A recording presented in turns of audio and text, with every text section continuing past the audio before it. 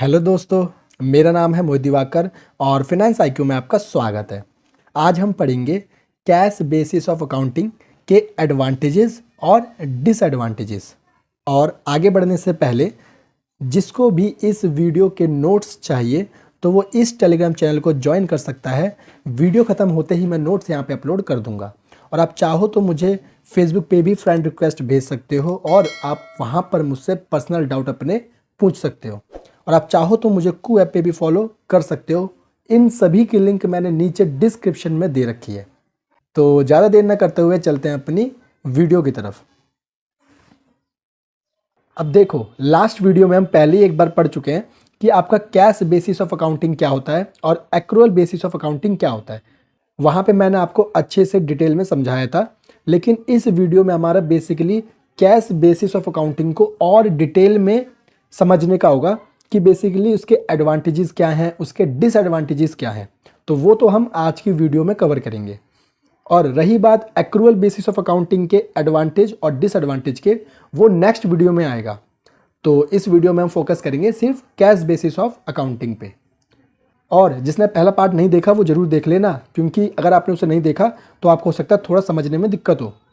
और उस वीडियो की लिंक मैं नीचे डिस्क्रिप्शन में दे दूंगा, पूरी प्लेलिस्ट की ही लिंक मैं नीचे डिस्क्रिप्शन में दे दूंगा, तो वहाँ से आप देख सकते हो।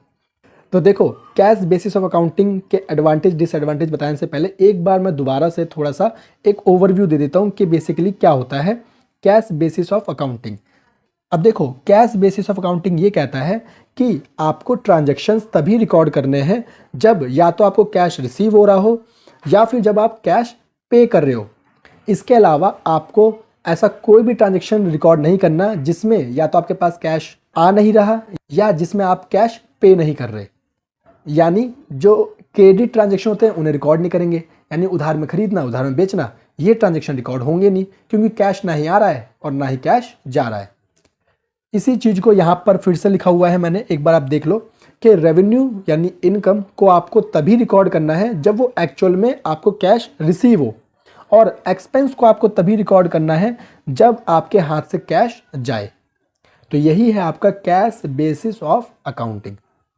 अब हम देख लेते हैं कि इसके एडवांटेज क्या हैं और डिसएडवांटेज क्या हैं। तो देखो, एडवांटेज से स्टार्ट करते हैं। तो जो आपका पहला एडवांटेज ये है कि कैश बेसिस ऑफ अकाउंटिंग में ट्रांजैक्शंस को रिकॉर्ड करना इजी होता है। क्यों? क्योंकि इसमें सिर्फ हमें कैश ट्रांजैक्शन को ही रिकॉर्ड करना होता है, इसके अलावा किसी और ट्रांजैक्शन को रिकॉर्ड नहीं करना होता। और दूसरा जो इसका एडवांटेज है वो ये है कि जो स्किल की रिक्वायरमेंट होती है ट्रांजैक्शन को रिकॉर्ड करने के लिए, वो हमें कम चाहिए होती है कैश बेसिस ऑफ अकाउंटिंग में, क्योंकि इसमें हमें सिर्फ उन्हीं ट्रांजैक्शन को रिकॉर्ड करना है जो कि कैश से रिलेटेड है, बाकी अदर ट्रांजैक्शन को रिकॉर्ड करना ही नहीं। जबकि एक्रूअल अजम्पशन में आपको सभी ट्रांजैक्शन को रिकॉर्ड करना पड़ता है। तो बस इसी वजह से आप ये कह सकते हो कि कैश बेसिस ऑफ अकाउंटिंग में जो रिक्वायरमेंट ऑफ स्किल है वो कम है compare to accrual basis of accounting. अब देखो, जो इसका थर्ड एडवांटेज है वो ये है कि कैश बेसिस ऑफ अकाउंटिंग की हेल्प से हम ये पता कर सकते हैं कि हमारे बिजनेस में एक्चुअल में कितना कैश आ रहा है और कितना कैश हमारे बिजनेस से बाहर जा रहा है। यानी कैश की जो एक्चुअल पोजीशन है वो हमें पता चल जाती है कि हमारे बिजनेस में क्या है। तो ये इसका हो गया आपका थर्ड बेनिफिट। अब देखो, जो इसका फोर्थ एडवांटेज है वो ये है कि जो कैश बेसिस ऑफ अकाउंटिंग होता है वो उन बिजनेसेस के लिए बहुत बेस्ट है जिनके मोस्ट ऑफ द ट्रांजैक्शन क्या होते हैं, कैश से रिलेटेड होते हैं। तो उनके लिए कैश बेसिस ऑफ अकाउंटिंग सबसे बेस्ट है। तो ये थी इसकी एडवांटेजेस। अब हम एक बार देख लेते हैं इसके डिसएडवांटेज क्या है।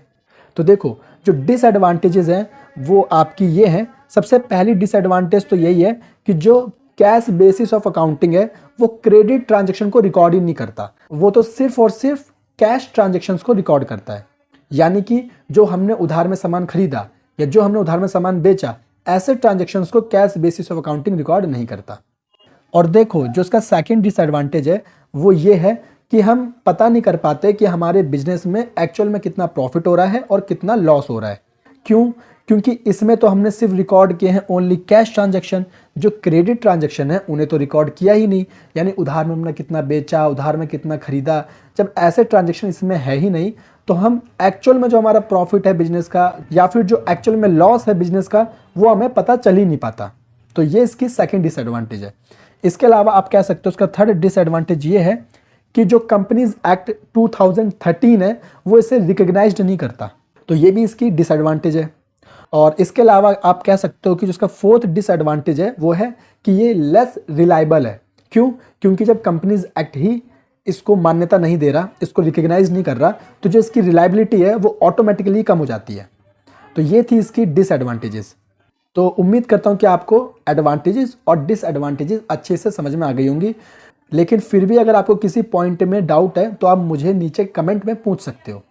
तो उम्मीद करता हूँ दोस्तों आपको ये वीडियो अच्छी लगी होगी, और अगर आपको ये वीडियो अच्छी लगी है तो प्लीज़ वीडियो को लाइक करना और अपने दोस्तों के साथ शेयर कर देना, और चैनल को सब्सक्राइब करे बिना मत जाना। तो मिलते हैं अब हम अपनी नेक्स्ट वीडियो में, तब तक के लिए थैंक यू।